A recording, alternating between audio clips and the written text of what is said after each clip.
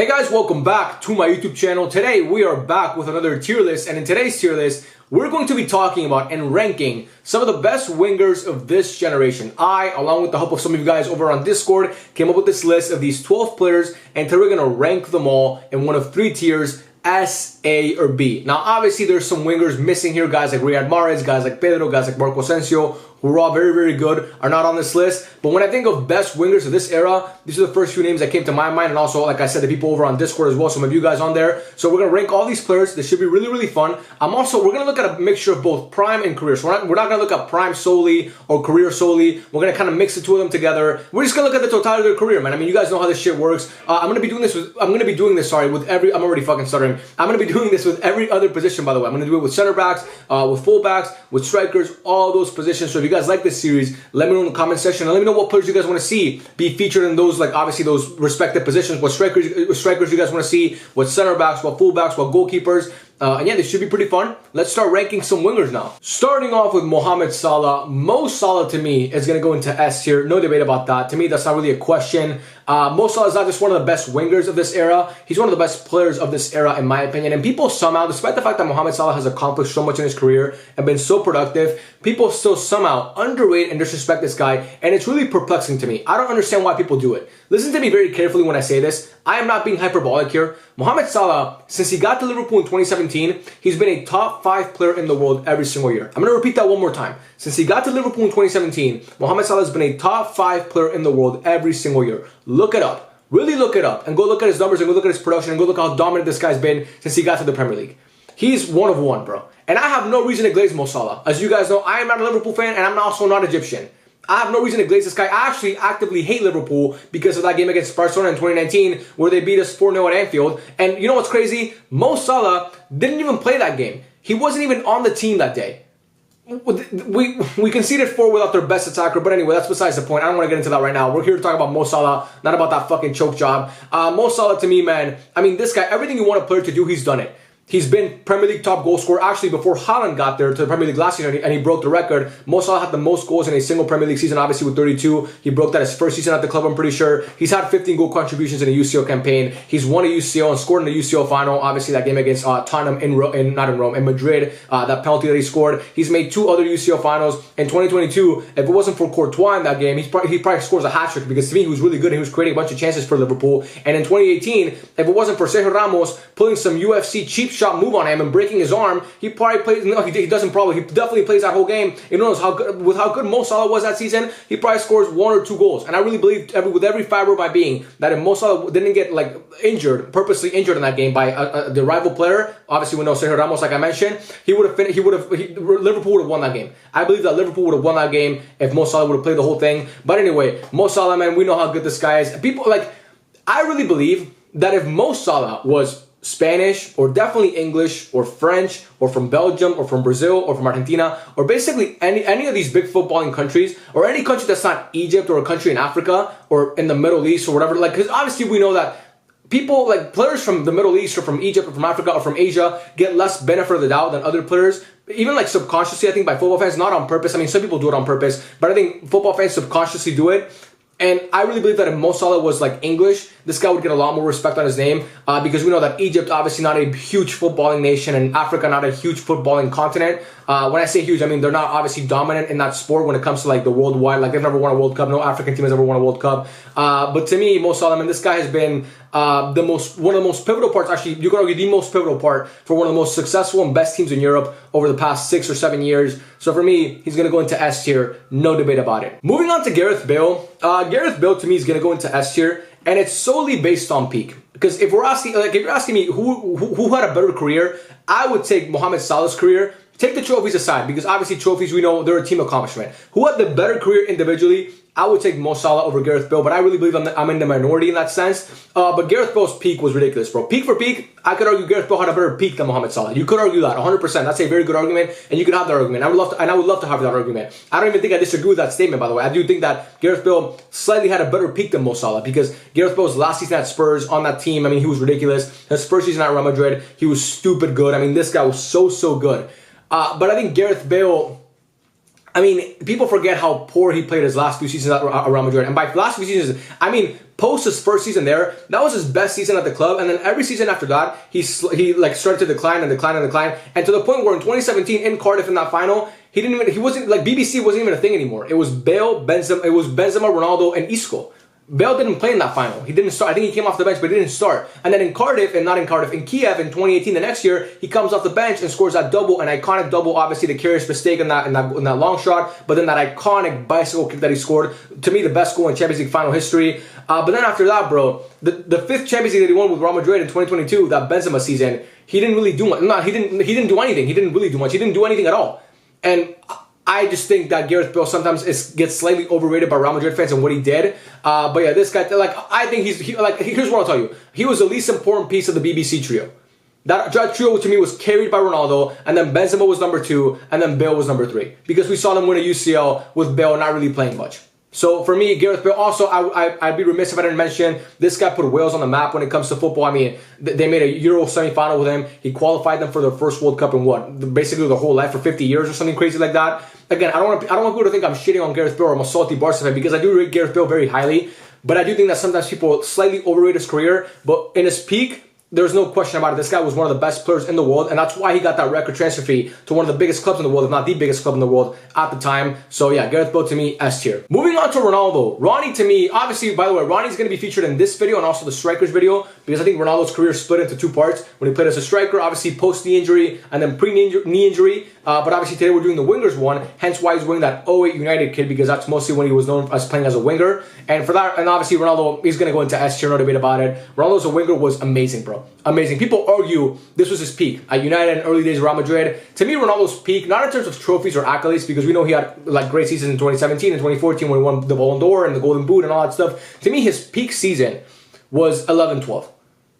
Insane, bro. Playing out on that wing with that Jose Mourinho counterattack with Di Maria and Benzema and Kaká and Ozil. I mean, this guy was insanely good. He was so dominant. I mean, his pace, his dribbling, his ability to play make out on that wing, he was ridiculously good. I mean, he could track back. He did everything, bro. And especially at United, and also at United in 08 and those early days at United, where he was just up and down that left-hand side, just like a workhorse, man. We know how good Ronaldo is. Obviously won a Ballon d'Or as a winger in 08, scoring 42 goals in that whole season, scoring in that UCL final, obviously against Chelsea in Moscow. So to me, Ronaldo as a winger, obviously he's going to go into S tier. Moving on to Heung-min Son. Oh man, I kind of feel bad for doing this because I really rate Heung-min Son very highly, but he's going to go into B tier, man. There's no debate about that. Heung-min Son is a great player. He had a great season in 2020, 2021, that lockdown year. In 2021, 2022, he was really good as well. I think he won the Golden Boot or joint Golden Boot, obviously, with Mohamed Salah. This season he's been really good as well, despite the fact that Harry Kane, obviously, his running mate left. We're seeing what Heung-min Son is capable of when he's just like the focal point on the team, and this guy's finishing is insane. I mean, his dribbling is great. He's just a fantastic player. But again, his career kind of leaves a lot to be desired in the sense that he's never won a trophy. Again, that's not his fault because he's not been a problem at Spurs, not even close to the problem. He's actually been one of the few bright spots on that team over the past, 6 or 7 years. But to me, Heung-min Son, I can't put him on the tier with some of these other guys because, again, the production isn't really there, and also the trophy cabinet isn't really there. But again, I put him on this list because I do believe he's one of the best wingers of this generation. But when I'm holding him up to, like, when I'm comparing him to these other guys, he's going to fall short, unfortunately. Sadio Mane. Oh man, Mane to me is going to go into A tier. Mane is a fantastic player. Now, people argue sometimes that, Mane was more important than Salah. He was better than Salah in those Liverpool teams. I think that's a bunch of baloney or bullshit, whatever you want to say. That's a lie to me. That's not even close to the truth. But Sadio Mane was a fantastic player, a great player. I mean, this guy obviously won a AFCON with Senegal. In his prime, this guy had a shot on him like crazy. He was so good. He was such a good playmaking winger, man. He was so good at playmaking out on that wing, and he was just so productive. Every single time you saw Sadio Mane play, he just made something happen in some way, shape, or form. And also, man, this guy was a guy who, if it wasn't for him, Liverpool don't get to the height that they got to. I mean, obviously, we talk about Mohamed Salah and Virgil van Dijk, but Sadio Mane was part of that crop that Jurgen Klopp obviously brought with him as well when he got to Liverpool, that he signed, those players that he signed. And he was a very important piece of that team, man. He was really good for a number of years. Obviously, went to Bayern Munich. Didn't work out whatsoever. Then he went to Al Nassr, and he's kind of retired now because we know that the Saudi League is a joke. But still, Sadio Mane, man, this guy's an A-tier winger in my opinion. Had seasons where he scored over 15 goals. Had a UCL campaign along with Mo Salah in 2017-2018, where he had 15 goal contributions. Again, similar to Mo Salah, won a UCL, made 2 UCL finals, scored in the UCL final as well. Actually, that game in Kiev, he scored that goal for Liverpool. This guy to me is extremely underrated and a very good player. So yeah, for me, he's gonna go into A-tier. Not quite S-tier, but definitely A-tier. Next up, we got David Villa, a player that's very near and dear to my heart because obviously, as you guys can see by the kit that he's wearing, we know that he played for Barca. And David Villa, to me, is going to go into A-tier. I think people forget how good this guy was. At Valencia, he was fucking amazing. At Zaragoza, he was really good as well. Won a Copa del Rey with Zaragoza, I'm pretty sure. In Spain, on the national team, he was Euro top goal scorer in 08 and obviously helped that team win that Euro. He was World Cup top goal scorer, joint top goal scorer in 2010. Scored in Spain's, I think, first 5 games. Didn't score in the semifinal, didn't score in the final, obviously. But this guy could have honestly won player of the tournament in that tournament. He was that good. Just a dominant player. At Barca, scored in the UCL final in 2011 against United. Obviously, a banger that he scored. And this guy was so good, man. With Messi and with Pedro, that trio, you can honestly argue that's the trio that worked. Actually, I was going to say that's the best trio that Messi played with, but we know MSN was the best trio. But that to me is the second best trio that Messi was ever a part of. Villa and Pedro. Obviously, Villa on the left, Pedro on the right. And this guy was fantastic, bro. Then he obviously went to Atletico Madrid, won a league title with them. Then he went to the MLS and won an MLS MVP with New York FC, I'm pretty sure. This guy was a fantastic player. On the national team, like I said, we know how good this guy was. A pivotal part for that Spain team that is arguably this guy was a part of arguably the greatest national team of all time and a pivotal part of that team, and also arguably the greatest club team of all time. Like, think about that for a second. 2010 Spain, arguably the greatest national team of all time. He was a part of that team and was arguably the most productive, not arguably, but he was one of the best players on that team. And 2011 Barcelona, trust me, I watched every single game that Barca played that season. He was for sure one of our most important and best players. Every single time this guy touched the ball, he made something happen. He had an insanely good shot. What a shot this guy had. When this guy picked up the ball, he used to do that little dribble where he would skip a little bit and then he'd cut it on his right foot and curl that ball beautifully, man. I remember, I always think about that goal that he scored in the Super Cup against Real Madrid in 2011. And yeah, this guy was amazing. He was one of the reasons why we struggled so much in 2012 because he got injured in the Club World Cup in January of that year, and he missed the whole second half of the season because he tore his meniscus, I'm pretty sure. And because we missed David Villa, if we would have had him, that season would have gone very differently in my opinion. But yeah, David Villa to me, an extremely underrated player. One of the best, honestly, not being hyperbolic here, one of the best players that I've ever seen at Barca. No, I'm not even joking when I say that. This guy was that good. And yeah, I love this guy. A-tier for sure. Moving on to Angel Di Maria, El Fideo. Dude, honestly, hot take here. I don't think it should be. Angel Di Maria to me is going to go into S tier. I believe Angel Di Maria is a better footballer than Gareth Bale. And I think he had a better career than Gareth Bale. Now again, peak for peak, I think maybe it slightly goes to Gareth Bale, but again, it's slight. I think people underrate how good Di Maria's peak was. This guy is not just one of the best big game players of all time. He's one of the most, he's a player who could play with anybody, bro. His game really, you could put Di Maria on any team ever, and he's going to make them better. Because he's that type of player. People forget, this guy behind Messi and Ronaldo has the 3rd most UCL assists of all time. I think Ronaldo has 42, Messi has 40, and he has 39. He's only 3 off Ronaldo. That takes talent, bro. That takes longevity. That takes skill. That takes a lot of things. To be with those 2 guys in that competition, top 3, that is crazy. Also, like I said, at Real Madrid, amazing. Scored in the UCL final, I'm pretty sure. Did he score in the UCL final? No, he assisted in the UCL final, I'm pretty sure, in 2014. Obviously, we know on the national team, won a Copa America. If it wasn't for him, Messi doesn't win those titles. Now, people, I think, give him too much credit and say, if it wasn't for Di Maria, Messi wouldn't have an international legacy. That's a bunch of bullshit. But obviously, he scored the goal against Brazil in 2018. He scored the goal in the Finalissima in 2022. He scored the goal against France in 2020. In the Finalissima in 2022. Yeah, that was actually the same year. And then he scored the goal in the World Cup final against France in that legendary counterattack. Now, PSG, this guy was amazing for a long time. At United, wasn't great obviously, but we know what happens when good players go to United. They fucking burn out, and obviously him and Louis van Gaal had a bad relationship. We know about that because obviously in the World Cup we know that there was a beef between them, and that's part of the reason why Messi didn't like Van Gaal. But yeah, Angel Di Maria to me, I think he's been so consistent and so good for so long in his career. Maybe if this guy plays the 2014 World Cup final, who knows? Maybe Argentina win that game because Angel Di Maria obviously scored a goal against Switzerland in that year to obviously send them through to the semifinals. I'm pretty sure. No, was it the semi or to the quarterfinals? Actually, that was in the round of 16. The quarterfinals was against Belgium. Semifinals was against the Netherlands. But yeah, he got injured in that game. Or not in that game. He got injured later. What the fuck am I talking about? Who gives a fuck if he got injured? Angel Di Maria, a fantastic player, one of the best players of this generation, in my opinion. One of the best big game players of this generation, in my opinion. He's gonna go into S tier. Arjen Robben. S tier, man. I love Arjen Robben. This guy, despite the fact that he played for Bayern Munich, I loved Arjen Robben. That little signature move where he's like cutting in on his left foot and he curls that ball into the top left-hand corner. Oh man, this guy was so good. So good. It's a shame that he dealt with injuries later on in his career. But this guy, man, at his peak, he was amazing. He played for Chelsea, those Chelsea teams that won, obviously, Premier League with Jose Mourinho. Then he went over to Real Madrid, wasn't really great at Real Madrid, but then he made the move to Bayern Munich, and we know the rest is history with him at Bayern Munich. One of Bayern Munich's best players in their history, and that's saying a lot because Bayern Munich have had some amazing players throughout their time.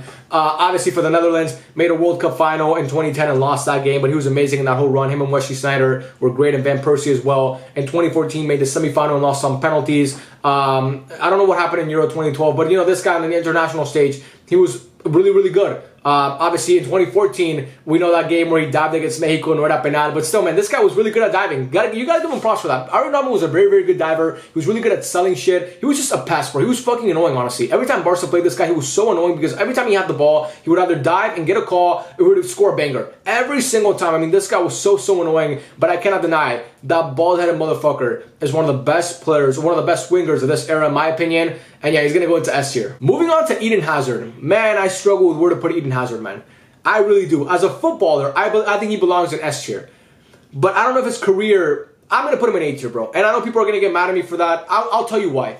Eden Hazard's peak is one of the best I've ever seen from a footballer. And I think people forget how good this guy was at Lille. And there was like a 3-year stretch where you could argue he was a top 5 player in the world. It was definitely a conversation. Now, he never finished top 3 in Ballon d'Or voting, but he was one of the best players in the world. From 2016 to 2019, those years with Chelsea, this guy was unplayable. Unplayable. I mean, I've never seen a better dribbler in my entire life. Eden Hazard was that good. But I can't take off my mind how bad he was at the end. And it was bad, bro.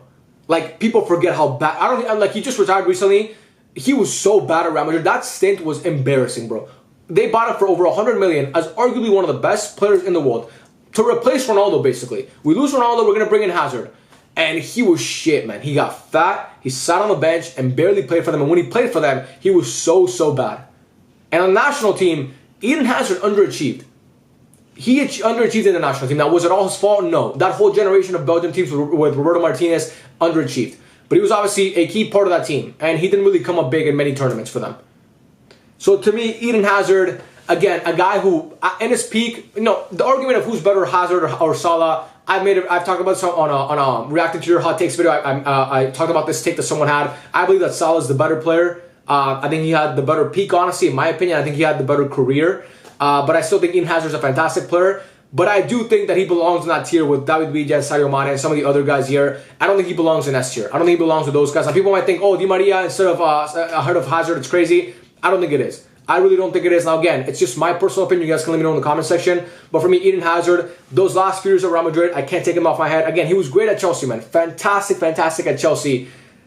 But for me, he's going to go into A tier. Moving on to Messi, obviously very similar to Ronaldo. I didn't know where to put Messi because he's not a striker, but he's also not really a winger. Messi just kind of has his own position. He's a roamer, I guess, or enganche like Riquelme was, but not really. But Messi, to me, again, I used the picture of 2015 Messi because that's mostly when he played as a winger. Under Lucho, Messi was kind of a winger with MSN because obviously Suarez was a striker and Neymar was a left winger. But Messi still, I mean, he was a winger, but he would occupy the midfield. He would occupy the left half space, the right half space. He would play in the box. He would play in his own half. Messi plays everywhere. But to me, Messi, obviously, if we're using 2015 and that time under Lucho, obviously going to be an S tier winger ahead of Ronaldo, by the way. Messi was fantastic in 2015, arguably his best season. He was so productive out on that right-hand side. Some of his best goals that season actually came from the right-hand side, playmaking out on that wing. Now, obviously, Messi was never a touchline winger, but the goals that I mean are obviously the goal against Bayern Munich in both goals actually in 2015, where he takes it on the left-hand side, dribbles in and then shoots it at the near post. The goal against Boateng, he's obviously on that right-hand side and breaks his ankles. The goal against Atletico Bilbao, he's basically hugging the touchline and gets out of that and then scores that beautiful goal.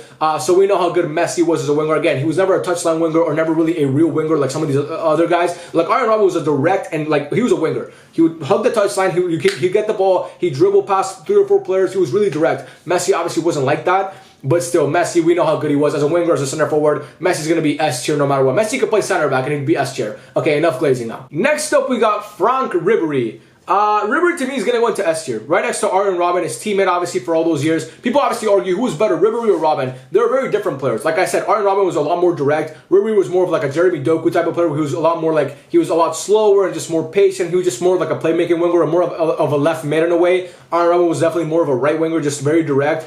But Frank Ribery was amazing, bro. His 2013 season was fantastic. Honestly, people argue he should have won the Ballon d'Or. Won a treble with Bayern Munich, was pivotal for that team, their best player in my opinion. Now, I don't believe that he should have won the Ballon d'Or. I think Ronaldo was a rightful winner of that Ballon d'Or that season because Ronaldo's output was insane and Ribery didn't have that output. But Ribery had the trophy cabinet. But still, Frank Ribery, man, for years in the Bundesliga, this guy never really had that insane of a goal tally in any season that he had. But again, like I said, you don't really judge a player like Frank Ribery on goals because that's not what he specializes in. Frank Ribery is a playmaker. He's a facilitator. He's just a guy who's you're gonna give him the ball out on the left hand side. He's gonna make something happen. He's gonna take on a player and he's gonna cross the ball in or cut inside or do something with it. He's just not He's not really a guy who gets the ball and it's just like straight to goal. I'm gonna find my shot. I'm gonna go and cut inside and curl the ball into the top corner. That's not really his game. Unlike Arjen Robben, like I said. But to me, man, Frank Ribery, a great player, a guy who finished top 3 in Ballon d'Or voting in his prime. That's really good. So yeah, for me, he's going to go into S tier. Next, we got Neymar. Oh man, Neymar.